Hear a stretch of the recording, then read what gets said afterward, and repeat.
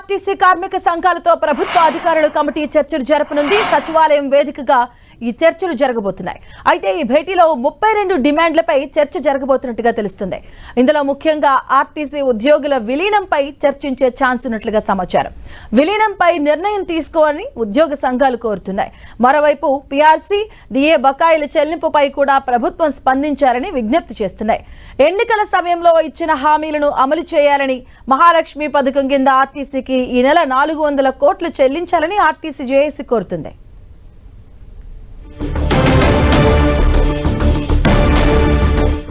ఇదే అంశానికి సంబంధించిన పూర్తి అప్డేట్స్ మా కరెస్పాండెంట్ తిరుపచారి అందిస్తారు. చారి, మాధవి, 3 రోజుల నుండి ఆర్టీసీ కార్మిక సంఘాల ఆధ్వర్యంలో ఈరోజు ఆర్టీసీ కార్మికులు సమ్మె చేస్తున్నారు. సమ్మె కొనసాగుతోంది. అయితే ఆర్టీసీ కార్మికుల ప్రధానంగా 32 డిమాండ్లతో ఆర్టీసీ కార్మికులు సమ్మె చేపట్టారు. ఇప్పటికే ఈ సమ్మెలో భాగంగా గతంలోనే ప్రభుత్వానికి నోటీసులు ఇచ్చారు, ఆర్టీసీ యాజమాన్యానికి నోటీసులు ఇచ్చారు. అయినప్పటికీ ఆర్టీసీ యాజమాన్యం అటు ప్రభుత్వం స్పందించకపోవడంతో సమ్మెకు దిగారు. 3 రోజులుగా సమ్మె కొనసాగుతుంది. ఒకవైపు సమ్మెలో భాగంగా కొంతమంది కార్మికులు ఆత్మహత్యలకు పాల్పడుతున్నారు. ఇప్పటికే ఒక శంకర్ గౌడ్ నర్సంపేటకు చెందిన ఆయన ఆత్మహత్య చేసుకోవడం, ఆయన చనిపోవడం లాంటి దురదృష్టకర సంఘటనలు జరిగిపోయాయి.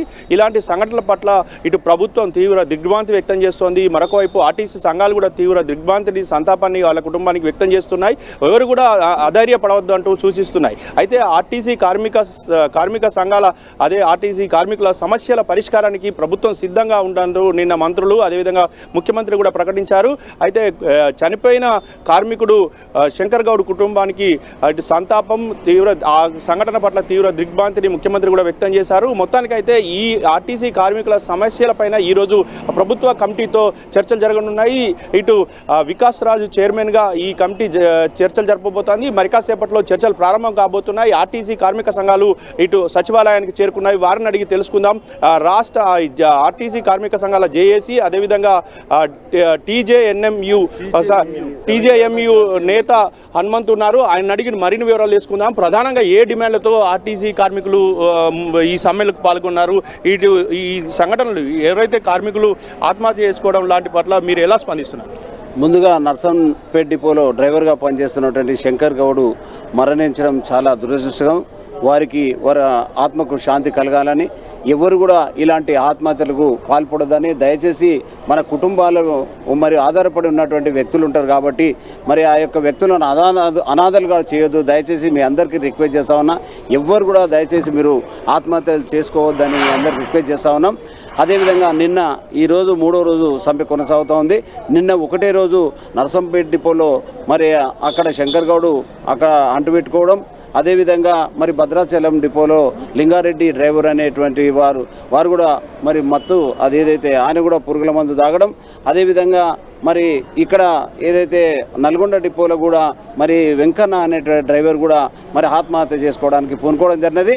కానీ ఇన్ని జరుగుతున్నా ప్రభుత్వము మరి ఇప్పుడు చెల్లించడానికి వచ్చిందని అనుకుంటున్నాం.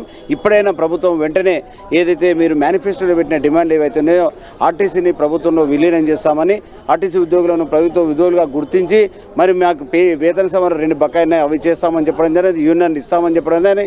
రావాల్సిన బకాయిలు ఇస్తామన్నారు. పెంచిన పనిభారాన్ని తగ్గిస్తామన్నారు. ఆర్టీసీలో యూనియన్లను ఇస్తామని మరి గౌరవ ముఖ్యమంత్రి గారు, రవాణా శాఖ మంత్రి గారు చాలాసార్లు పలుమారు చెప్పడం జరిగింది. కానీ ఈ రోజు వరకు కూడా 2.5 సంవత్సరాలు అవుతున్నది.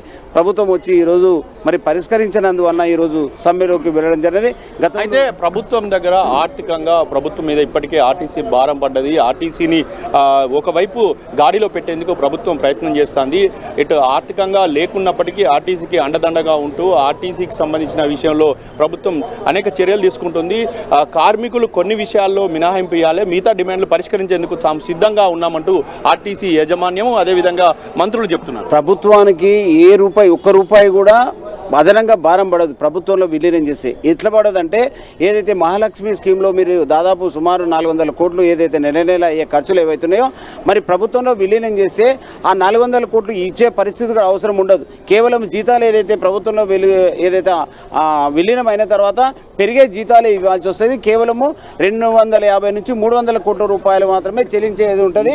మరి ఆ తర్వాత ఈ జీతాలతోటి ఇదే కాకుండా ఏదైతే జీతాల భారం పడకపోవడమే కాకుండా ప్రభుత్వం ఇచ్చిన మాట ఏదైతుందో, ఏదైతే మీరు ముఖ్యమంత్రిగా మీరు కాంగ్రెస్ పార్టీ అధికారంలోకి వచ్చినాక మీరు ఇచ్చిన హామీ కూడా నెరవేరినట్టయితుంది. అదేవిధంగా చివరి వరకు కూడా మీ పేరు చిరస్థాయిగా నిలిచిపోతుంది. అందువల్ల ప్రభుత్వ ఉద్యోగులుగా గుర్తించాలి, వేతన సవరణ చేయాలి, రావాల్సిన బకాయిలు ఇవ్వాలి, యూనియన్లు ఇవ్వాలి. ఇవి ప్రధానమైన డిమాండ్లు. ఆత్మహత్యల విషయంలో మీరు కార్మికులకు చెప్పే ఒక ముఖ్యమైన మాట, ఆత్మహత్యలు దయచేసి ఎవరు కూడా చేసుకోవద్దని రిక్వెస్ట్ చేస్తా ఉన్నాం. మీరు సహనం పాటించండి. ఎవరైతే మీరు ఆత్మహత్య చేసుకుంటారంటారో మీ వెనకాల ఉన్నటువంటి కుటుంబ సభ్యులు అనాథలు అయితే, దిక్కులేని వారు అవుతారు. వాళ్ళని అనాథలుగా చేయకూడదు, వాళ్ళ భవిష్యత్తును ఖరాబ్ చేయొద్దు. మీరు తప్పకుండా ఎవరు కూడా ఎదిరించి పోరాడి సాధించుకోవాలి. ఏ సమస్య ఉన్నా కానీ ఎవరు కూడా దయచేసి మరి ఆత్మహత్యలకు పాల్పడొద్దని మేము మీ అందరు కూడా విజ్ఞప్తి చేస్తాం. ఇది మొత్తానికి అయితే ఒకవైపు కార్మిక సంఘాలు చెప్తున్నమాట. అయితే ప్రధానంగా ఇప్పుడు చర్చలు ఒకవేళ సఫలమవుతాయని మీరు భావిస్తున్నారా?